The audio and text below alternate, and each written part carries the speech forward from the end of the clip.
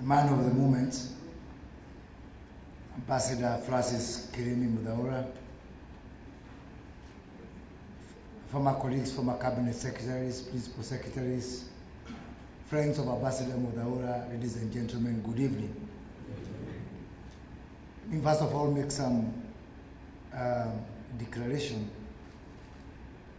that unlike most of you,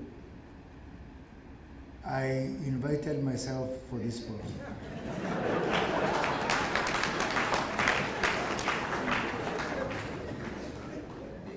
We were planning our work schedule for the week, and today we had a very important activity in Trans-Nzoia County.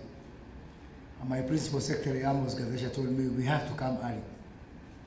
And I asked him why. He told me because he is attending Ambassador Francis Muthaura's book launch. And I told him, go and tell Ambassador Muthaura, we'll come early, you'll make it, you'll go for the book launch, and apende asipende, I'll be there. And it's because the man whose book we are launching today is truly, truly a great man. And personally, I draw a lot of inspiration from the story of his life, and especially now that I serve in government. And I wonder, I've been in government for only 1 year. How do you serve in government for 50 years? And you know, being in public service is mostly a thankless job. I think the ministers who have been served before, who are here, will tell you, you need a reason. Every morning that you wake up, you need a reason for waking up, or going to work, or doing something. You need a reason. If you think that that reason is being praised, being loved, then you will not even go to work. You need a higher calling. And for me, I'm intrigued by the many years that Ambassador Muthaura has been in public service. For those who served with me before around government, not necessarily in government, I am an avowed Kibakiist, and I don't hide that. When I was in A-levels doing economics, I remember in the year 1988, when Kibaki was demoted to Minister for Health from Vice President, our class of economics, we all cried tears, led by our teacher, Mrs. Mugo. And so in the year 2002, when I was writing the campaign team for Mwai Kibaki, later in the 2005, when Honorable Kaito Burundi was leading us in the banana campaign, promising to shape the whole country. And Ambassador Muthaura was working generally around us. We were very young people, encouraging us. But I would later meet Ambassador Muthaura in person. When I came back, that time I was abroad, and I came back to the country in 2007, specifically when I resigned my job abroad to come and work for Mwai Kibaki for his re-election. So I came, and typical of me, Nikajituma, and I said, I am going to ensure that Kibaki gets votes in Rift Valley. It was so difficult and unimaginable. Then one man who was working with me is a gentleman from Nakuru. His father was an MP. He told me, you have to meet some people. You cannot have this zeal of believing Kibaki can get votes from Rift Valley. You must be crazy, but before I conclude you are crazy, let me take you to some men. There are no women. They have to listen to you. So this gentleman, it was Mark Medaga's son called Paul, took me to one Peter Munga in his office on Mulanga Road. I found other people, most of them who were here, and they listened to me, and I told them something is going wrong, and I have I've done my analysis.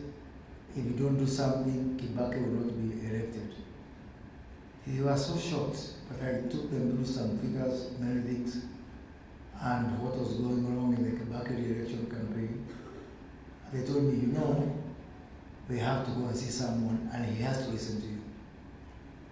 So I was casually dressed. I was not officially dressed, so I said, can we do that tomorrow, so that at least I am dressed decently? And Munga would not hear any of that.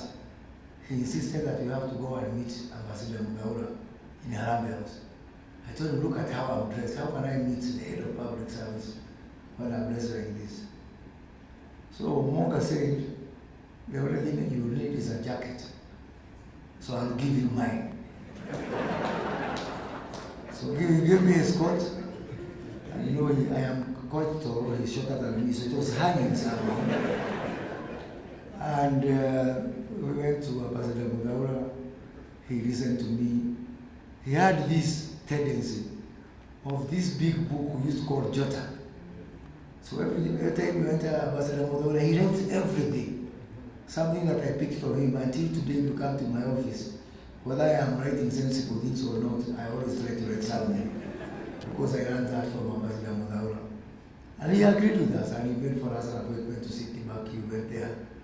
We changed the course of the campaign, and you know, the rest of what happened, as you can see, is history. The only problem is that when we came to the lift on the second floor of Harambee House, and I was so happy because Muthaura has agreed to my ideas. The first sentence from Mr. Munga, I thought it would be congratulations.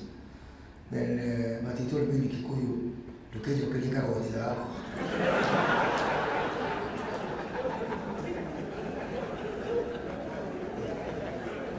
Anyhow, as you know what happened after 2007, a very difficult time. And remember when we were tallying the votes for Kibaki at KICC, and JB Wanjui consulted Muthaura and said, the way it is going at KICC, it is not good. So there was a gentleman called Mejamat who was supposed to be the chief agent. And JB Wanjui consulted Muthaura and they said, we have to remove that gentleman who was here kuzuri, hapo Levita. We have to take a warrior. And so Muthaura and JB insisted that I replace Mejamat as the chief agent for Kibaki at KICC, where I stayed for 4 days without sleeping until we had to tally the vote. I actually left KICC on the 30th of December 2007, when the KICC was cleared by GSU, and everybody was asked to get into vehicles. We didn't know where we were going. And somebody pushed me into the boot of a Prado belonging to Honorable Mother Karua, and I found myself at the swearing in of the back again at State House. I will leave the rest to my memoirs in the future. This is not my memoir. But this is Muthaura's memoirs, so I will redact that. The reason I actually decided to invite myself, other than being inspired by Ambassador Muthaura, is 6 years ago or 7 years ago, thereabouts, I was in this same room when Ambassador Muthaura was launching his foundation. And I remember it is at that point when I think he was challenged by some people to ensure that he writes his book. So this journey started right here where we are, and I was right there, so there is no way I could miss that. But I will just mention 3 things. I don't want to tire you with many stories. One is on the contribution of Ambassador Muthaura to public service. That today, speaking as a Minister for Public Service, I feel very honored to just be associated in any way with the foundation that Ambassador Muthaura left. I have got 2 of my predecessors here, Professor Kobia and Cecily Kariuki, who passed through that one. I think we are privileged people. after the recent reshuffle, and I was moved to this ministry, and I moved to Harambee House, it was difficult not to feel the aura of Muthaura and his contribution to public service as we know it. But more than that is that the 10 years of Kibaki's administration could not have been without Ambassador Muthaura. We all know that Kibaki's tenure is synonymous with the tenure of Ambassador Muthaura. But let me just mention, even before he became the head of public service, that recently, as a Minister for Trade, I can attest that we have now the Africa Continental Free Trade Agreement, and we have ratified it. Almost 50 countries have ratified it. This agreement is a pale shadow compared to the strength and the strong foundations that we have in the strongest and the best managed economic bloc in Africa, the East African Community. Talk of SADC, talk of COMESA, AFCTA, even when I was dealing with the European Union, they say that EAC is actually the benchmark of economic bloc, and even them, the EAC, they try to copy some few things from, the EU tries to copy some few things from the EAC. Now, going to the Kibaki era, and you mentioned about the phenomenal growth of GDP. It may shock many people that when Muthaura and Kibaki took over, our tax collection was, guess, 180 billion shillings. Today, we are at 3 trillion going upward, and we have every likelihood that in the next 2 years, we might hit 4 trillion. That, it is so easy to forget history. But Ambassador, I want to tell you that your place in the history of this country, alongside Mwai Kibaki, is cast in stone. Obviously, the darkest hour for Ambassador Muthaura was when he was named in the ICC. And I remember from the year 2008, for a good 5 years, that time we were not in government. We were some young people who were volunteering, working around governments, supporting government, and the people who are in the mainstream of government were treating us so fairly that we never felt the need to actually join government. And all the things we did, the people who we worked with here, Francis Kimemia, Kiraito Murungi, Monga, and the rest, at a very dark time that we combined so many people in business, people in the private sector, to stabilize our country after the tragedy that we went through in 2007, 2008.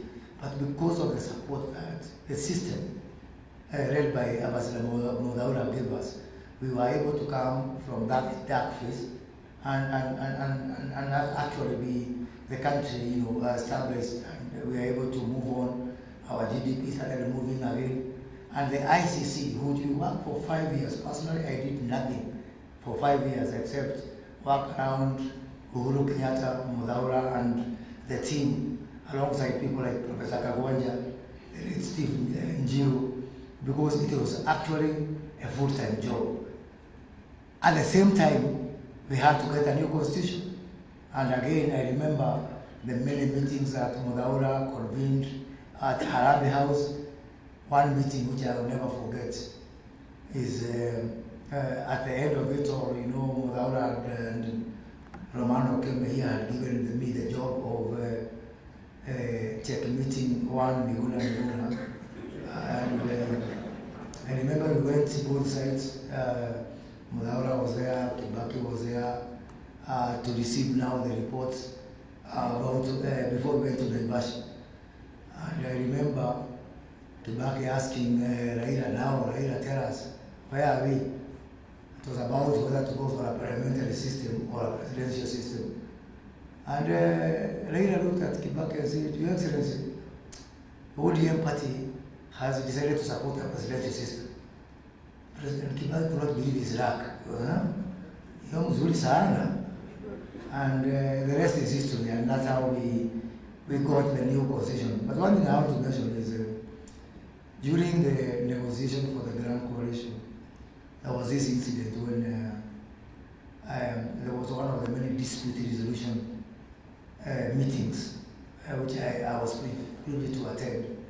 And there was a Kibaki side, I was there, Muthaura was there, Kagwanja was there, and then there was a Raila side, Miguna, Karori, Omondi, and others. So one of the complaints that the Raila side had was that we wrote a letter to Ambassador Muthaura, and Ambassador Muthaura never responded. Kibaki looked at Muthaura and asked him, why would you refuse to answer a letter? Where would the letter sheet up? And Muthaura told Kibaki, Your Excellency, I got a letter, yes, from a gentleman known as Karori Omondi, who signed off as the Chief of Staff. And I consulted the book of the government's structure. I did not find that title somewhere, so I decided to ignore it. So that matter ended there, and it never recurred again. So I remember in the year 2011, 2012 there, and I wrote one opinion article in the Star about Muthaura, and I said that we don't have to be judges or lawyers. I was trying to get that article today to know that surely, hata kama kuna mtu alikuwa na makosa, the things that Ambassador Muthaura is being accused of, just comparing with his demeanor, even a primary school kid knows that Muthaura cannot rape, Muthaura cannot commit murder, Muthaura cannot do forceful eviction. I said, maybe the others may want to give us a story, but sure not Ambassador Muthaura, just what I mean. Later, Ambassador Muthaura would call me to Harambee to thank me personally. And I had no position, I had no title. I was a no one. But he called me to thank me for that particular article.